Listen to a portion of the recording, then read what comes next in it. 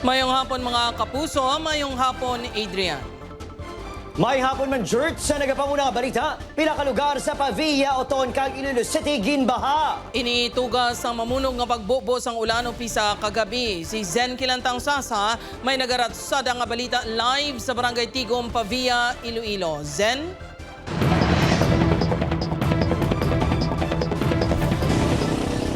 Jert, Adrian, madamo nga pamilya ang gin-evacuate matapos nga maapektuhan sang baha kasunod sang pagbubo sang ulan kagabi. Nag-awas ang tubig sa karsada diri sa Tigom, Pavia, Iloilo, halin sa talamnan kag irigasyon kasunod sang pagbubo sang ulan kagabi. Ginpagwa na lang ni Manong Joel ang ilang motorsiklo kag e-bike bangod ginsulob sang tubig ang ilabalay. Panghakwat sang mga gamit nga hindi dapat mabasa eh. Ang hindi mano sa tubig, bilin lang. Ang mga electricals, pangakwat gin. Ginrescue ang residente nga nag-aistan malapit sa Pandak Creek bangod naglabot sa hawak ang tubig. Talalupang doon man ang pagtaas ng level sang tubig sa kalsada sa aganan pakadto sa Balabag. Daw kasubong nga nangin swimming pool ini. Sunod sa MDRRMO Pavia, 7 ka barangay sa Banwa ang ginbaha, 59 ka mga pamilya nga ginabugusan sang 215 ka individual ang gin-evacuate. Nakabalik naman sa ilang mga pamalay ang pumuluyo matapos mag-subside ang tubig.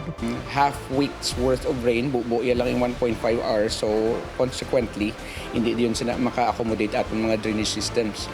So tiyan mo na, mabaha siya. Nagtaas man ang level sang tubig diri sa Barangay Alegre, Oton. Ang isa ka rider napatyan sa motor sa dalan. Apektado man ang mga nagabiyahe sang tricycle. 36 ka mga pamilya ang nahalitan matapos ginbaha ang napulo ka barangay sa Oton. Ang galong tubig nga, mong gimana din. Kaya ano ginobra? Yung nga gabiyahe? Hindi ko nga, agiging siyak eh. Diri sa Oñate de Leon, Mandurriao, Iloilo City, mataas man ang tubig. Sa Barangay Santo Domingo, Arevalo, ginabanta 50 ka mga balay ang apektado. Sunod sa pag-asa, localized thunderstorm ang nagadala sang ulan kag mabasgog nga hangin sa rehiyon, ilabi na kun hapon kag kagab-ihon. Hindi kita south ang aton nga weather system is hindi na siya southwest monsoon, kaya ang southwest monsoon nato nagsaka na dito na sa may Luzon nag-eepekto.